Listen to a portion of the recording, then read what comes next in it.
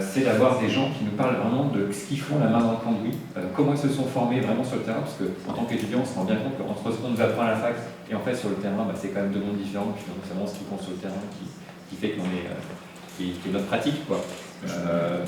Et ces rôles de modèle, ils montrent que c'est possible et qu'on peut vraiment prendre du plaisir à bien faire son travail.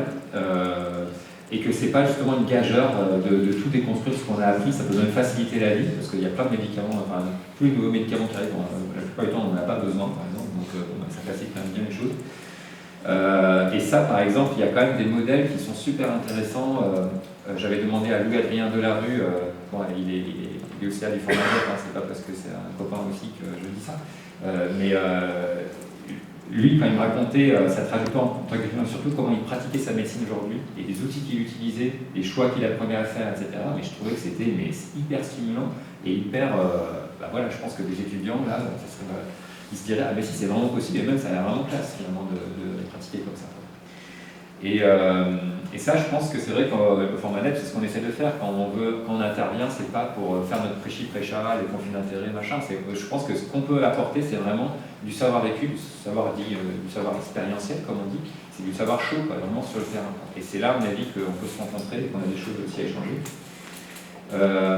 On a aussi fait un dossier qui s'appelle l'influence invisible sur le site du format net, avec pas mal de ressources. Et au sein de ce dossier, vous trouvez un article du New York Times qu'on a traduit en français, qui a été repris aussi dans le British Medical Journal, du docteur Carla, c'est un psychiatre américain assez connu, qui en fait raconte vraiment comment toute sa trajectoire, une fois qu'il a été médecin, il a été sollicité par l'industrie pharmaceutique. C'était vraiment un médecin critique, sensible, il se posait vraiment des questions, il était vraiment... Mais il a fini par le faire, et il explique pourquoi il a fini par le faire. Puis après, il a fini donc par être conseillé, aller voir d'autres médecins pour vanter telle molécule qui pensait être bien, etc. Puis après, ça a duré des années. Et finalement, il s'est rendu compte que la molécule n'était pas aussi bien qu'elle avait été présentée, que finalement lui-même, il avait plein de remords en faisant ça pendant des années, mais qu'ils n'avaient pas trop écouté, etc.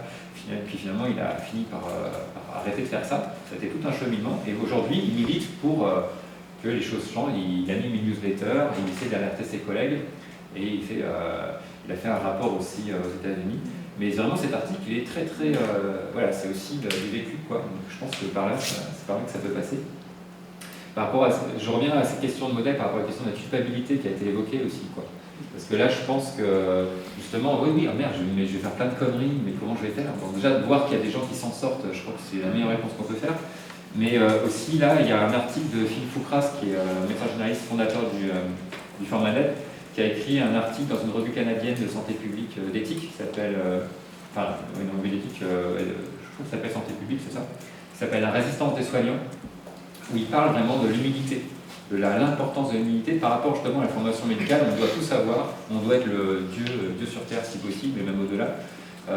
Il y a cette compétition, toute cette culture-là, et forcément, ça ne va pas forcément de pair avec l'humilité, la prudence. Là, on pourrait demander à Florent Champy de nous parler de la prudence, mais ce sera peut-être dans une autre occasion. Mais, sans parler mieux que moi. Et du coup, voilà, cet article, j'invite à le lire. Moi, quand j'ai un peu de mou, c'est notamment cet article que j'ai lu parce qu'il me rebooste énormément. Il est sur Internet, vous le trouvez sur le site de l'ADNC, l'Association de diététique et nutrition critique. Donc, voilà. On l'avait mis, c'est une association que j'ai contribué à créer, parce qu'on essaie de faire la même chose du format net, mais avec l'industrie agroalimentaire et les diététiciens, etc. C'est aussi un gros morceau. Voilà.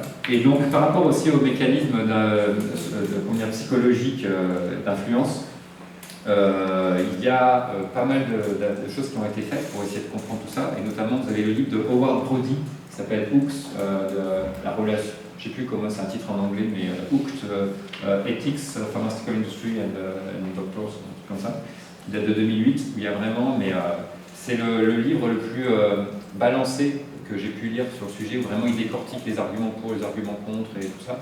Et là-dessus, vous avez des pages extraordinaires sur tous ces mécanismes-là et ce qu'il appelle la culture de l'entitlement, comment ça se construit. Et pour finir, il a été évoqué la formation des enseignants eux-mêmes. Et je pense que c'est un point vraiment très très intéressant et important. Et c'est vrai que nous, au format net, à prescrire, j'imagine, et d'autres, on est là, quoi.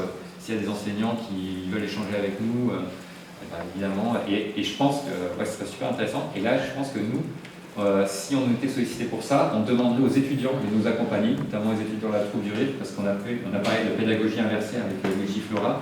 Et moi, j'apprends beaucoup de choses en voyant les étudiants en médecine, comment ils organisent leurs ateliers, parce qu'ils sont notamment à la troupe du RIR et à Metsi, ils sont fortement inspirés par tous les courants d'éducation populaire. Et du